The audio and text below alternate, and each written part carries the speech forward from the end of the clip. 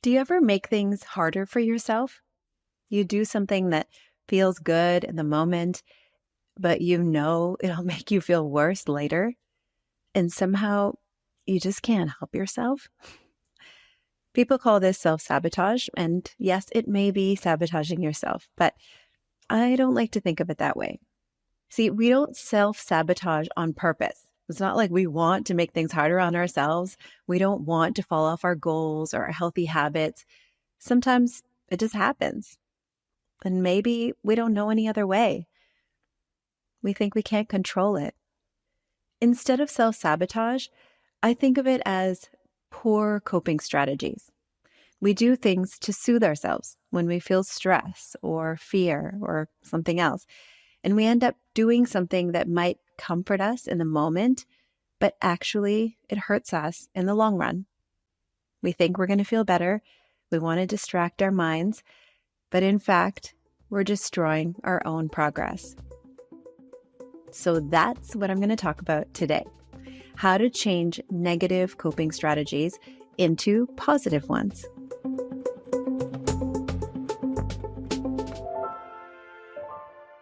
Welcome to the XO Conversations podcast. I'm your host, Dr. Rishma Walji.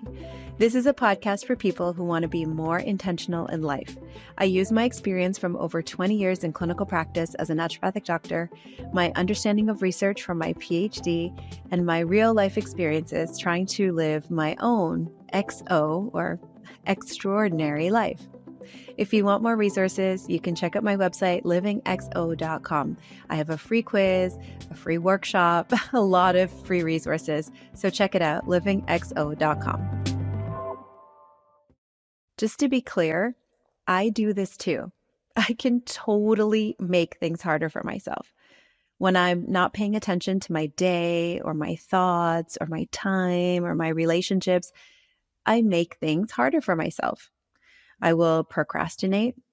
I'll eat junk food when I'm upset. I will pick fights with my husband. If you're listening, my love, just so you know, I'm always right. When I do these things that are self-sabotaging, it spirals because when I'm not eating well, I don't feel good, and then I don't want to exercise, and then I feel worse, and then it continues. I'm going to share a secret with you. I used to have a junk food drawer, and I would secretly bust out chocolate when I wasn't feeling good or when I was tired or when I wanted some time for myself. I would hide it and eat it when no one was watching. So here's my question. Why do we do these things?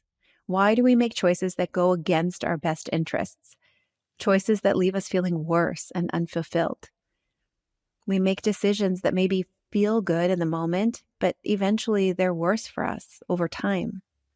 Today, we're going to explore why we hold on to these choices and, more importantly, how to break free from those patterns. And the first thing to realize is that it is a pattern. It's a quick fix, a temporary distraction, something that can provide relief in the face of stress or fear or discomfort, but over time, it evolves into a destructive habit, one that we're not really paying attention to. It's typically a reaction. You feel stress, you worry. You need a break, you scroll through your phone. You feel sad or stressed, you eat. Whatever your pattern, it's a reaction. And usually it's because somewhere along the way in your life, you learned that doing that thing gives you a soothing feeling. It feels good or satisfying, even if just for a split second, even if it's not good for you in the long term. So whenever you feel stressed or bad or scared or upset, you end up turning to that soothing feeling again and again and again. And it becomes the way you cope with stress or uncomfortable emotions. It can happen with our behaviors, things that we do, or it can happen with our thoughts, or even with our words. Let's say someone rejects you. You might feel like you should never put yourself out there again. If your partner disagrees with you, you might feel like they're not listening and you end up getting defensive or reactive, or you raise your voice. All of these patterns are reactionary. And believe it or not, they almost do feel good in the moment. They feel familiar and soothing. It's almost like a warm blanket wrapped around you. But in fact, what it really is quicksand. It's sucking you down away from the life that you want. If you haven't yet seen my TEDx talk on intentional decision making, you can check it out online. I shared a really vulnerable story of an experience I had when I was in school. And actually, what I didn't share on that talk was that there were many more experiences like that, ones that solidified many of my reactions. And then in the talk, I shared why we end up making decisions that aren't serving us and how to move away from them and how to move towards more conscious choices. Now, I'm not going to repeat all that if you've already seen my TED Talk. If you haven't, you can check it out on YouTube. Just search my name, Rishma Walji, plus intentional decisions, and you should be able to find it. It's also linked on my YouTube channel. But today, what I am going to talk about is how to change those coping strategies. I'm going to give you more tips on how you can make more conscious, more intentional, and more beneficial choices for your life.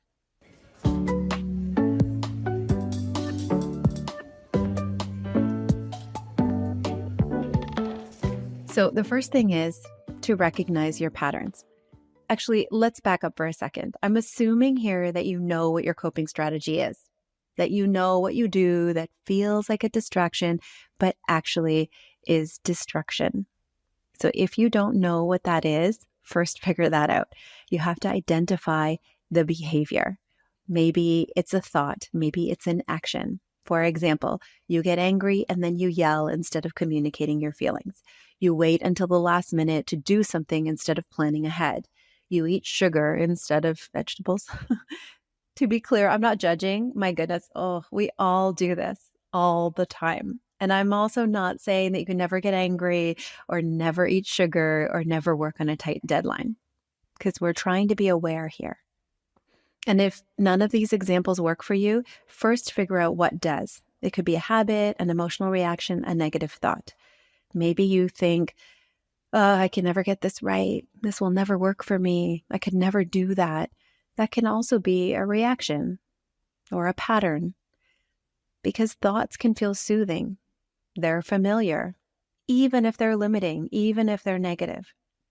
So first identify what it is that you're doing that feels soothing, but is actually destroying you or destroying your ability to move towards your goals. And then once you know what it is, let's call that the behavior, identify your behavior. Once you know what that behavior is, then you can identify your pattern. When do you do this? How often do you do this? And once you know what your pattern is, then you can start recognizing your triggers. What makes you react this way? So now you've identified the behavior, the patterns, and the triggers. Once you do that, the next thing is just to notice. I know it sounds simple, but I want you to notice what is happening. Notice how you feel when you turn to the food or the yelling or the watching TV or the scrolling to your phone. Notice how it makes you feel in the moment. And then notice how you feel after that initial soothing feeling. Notice how it actually harmed you, how it actually made things harder for you. This is the part that most people skip.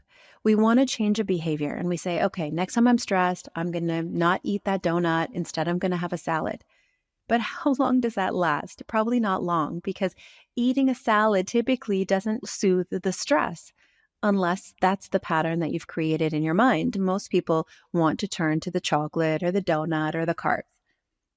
Talking calmly when you're upset doesn't give you the same emotional release, at least not at first. Being patient and confident doesn't feel productive when you're worried or feeling a lot of pressure. But when you're feeling better, you realize that maybe it wasn't the best thing. You have to try again. You have to write down a new goal, make a new resolution, and start all over again. But the act of noticing that what you're doing doesn't feel as good as you thought it would, noticing that you're actually harming your life, noticing that you're avoiding a feeling or an emotion or a challenge, the act of noticing will help you to untie the connection between the trigger and your reaction. It will help you to uncouple the thing that makes you do it and the thing that you do without thinking. The idea here is that you want to respond instead of react. It brings what is subconscious and automated into what is conscious and mindful. Just notice. Now, to be clear, it takes energy. It's not going to be easy at first. It takes energy and effort to pay attention to the things that are important to me, to the things that I want to make sure I'm intentional about, the things that I want to make sure happen in my life, like taking care of my mental and physical health, taking care of my relationships and my family. And no, it doesn't mean I should pretend to listen to my family while I'm secretly planning my grocery list. I've totally done that. What I want to make sure is that the things that are important to me don't fall to the bottom of my priority list. And more importantly, I want to make sure that I'm not getting in my own way.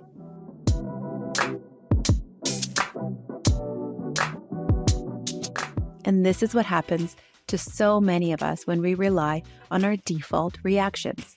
When we ignore our emotions, when we hope that they're going to go away, we make things harder on ourselves.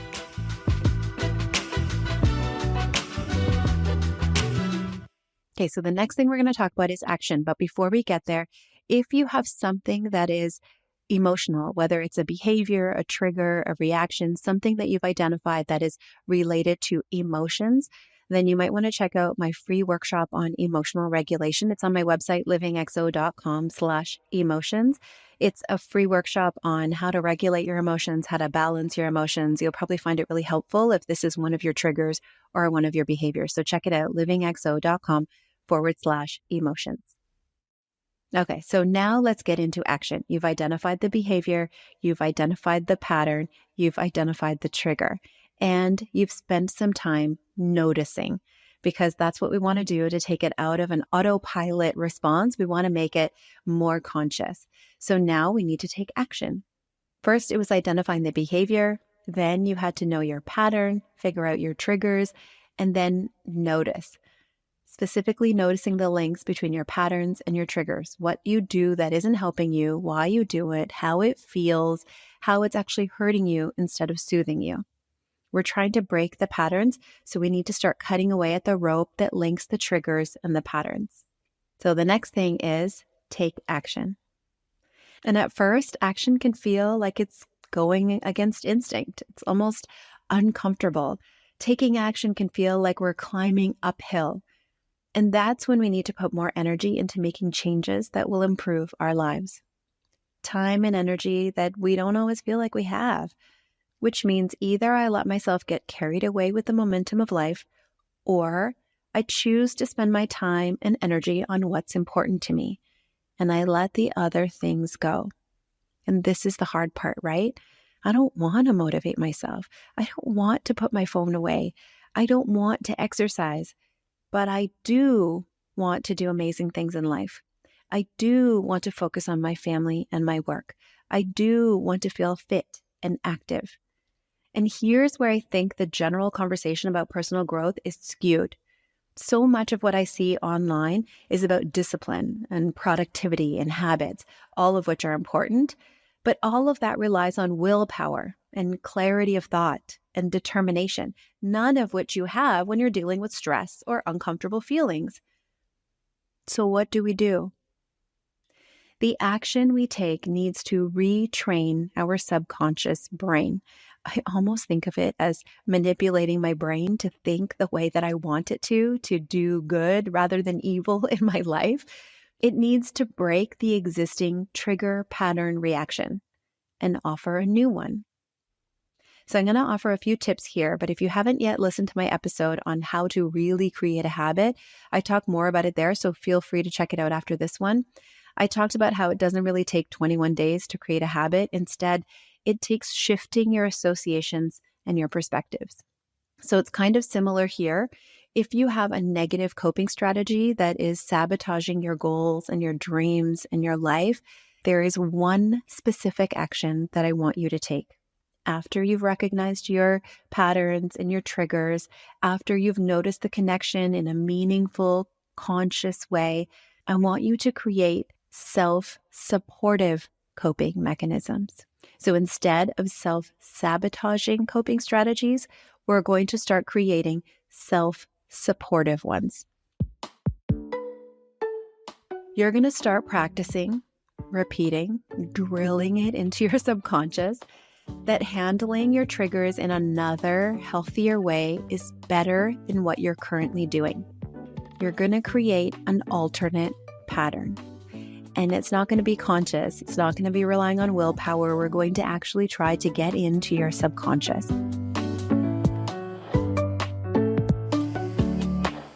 So, for example, if you want to reach into your junk food drawer when you've had a bad day, first stop. Recognize what you're doing and find something else. And here's the important part, something else that soothes you. Something that makes you feel calm, better about yourself, better about your stress, better about your emotions. Something that helps you manage your emotions.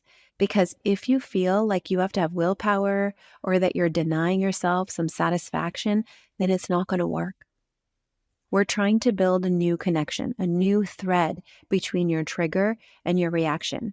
We want to change your reaction into a response. So I'm going to give you some examples here to help. So as you probably figured out, I love dessert. I love sugar. And I know when I tell people this, they're always surprised because I was in naturopathic medicine for decades and I always talked about nutrition. And for the most part, I do try to eat well, but I have a weakness and I have cravings just like any other human being. So when I'm tired, when I'm stressed, when I feel like having a treat, I reach for sugar. It's a pathway that was created a long time ago, and those ties are strong. Because of course they get reinforced by the fact that sugar tastes good and it makes my brain feel good and I feel stimulated and energized. But when I started really paying attention, when I started noticing, I realized that after I feel good and energized, I crash. No one talks about the crash. But inevitably, maybe an hour or so later, I will start yawning. I'll feel like flopping down on the sofa. And I will feel like I need another sugar rush. So now I've noticed my pattern, my triggers, and what's really happening.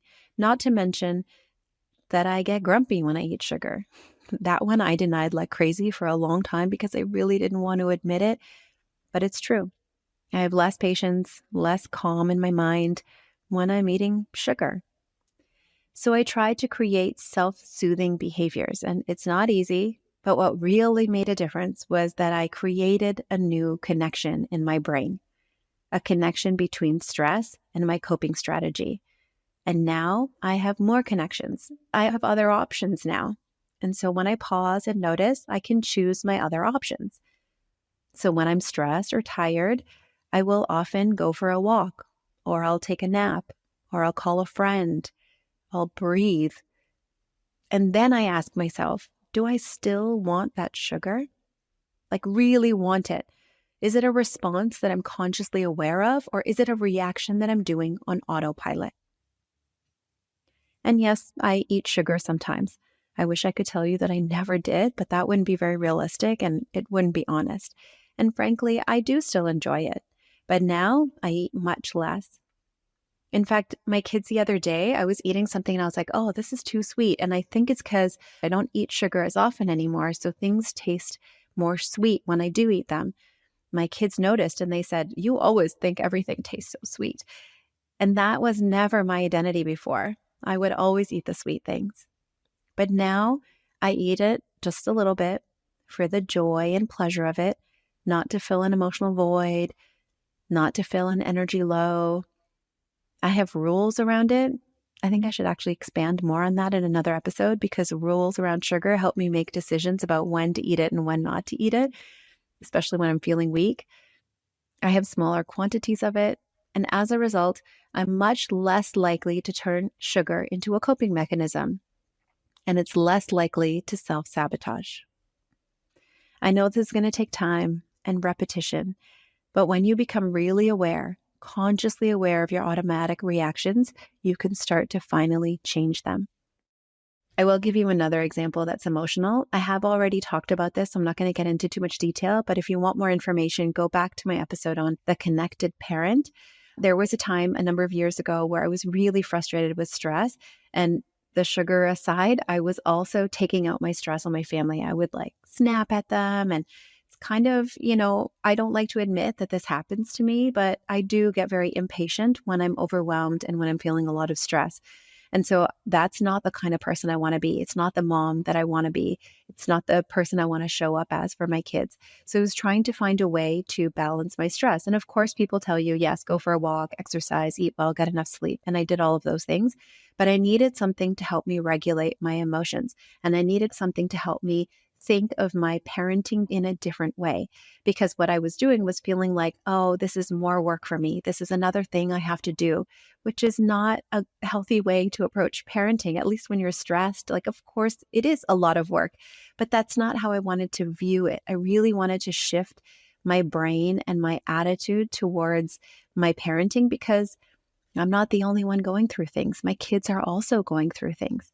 And so I spent time journaling and retraining my brain that way. And so I created the Connected Parent Journal. You can get it on my website if you want a copy for yourself, livingxo.com/shop. Essentially, it's a bunch of different prompts. It's pretty big. Lots of prompts on helping me see my kids differently, helping me empathize with my kids, helping me retrain my brain and the way that I look at parenting, the way that I look at them as people, rather than just, people in my life who know how to push my buttons and make me do lots of work, which is, of course, not how I want to think of them. I love my kids beyond anything. And so I wanted to retrain my brain that instead of when I'm stressed, just yelling or taking up my frustrations, I wanted to train my brain to be more empathetic, to be able to calm down, to be able to see them with love, even when I was stressed. And that journal helped me a lot. So if you want to know more information, go back to the Connected Parent episode, and you can always check out the journal if you're interested on my website, livingxo.com/shop.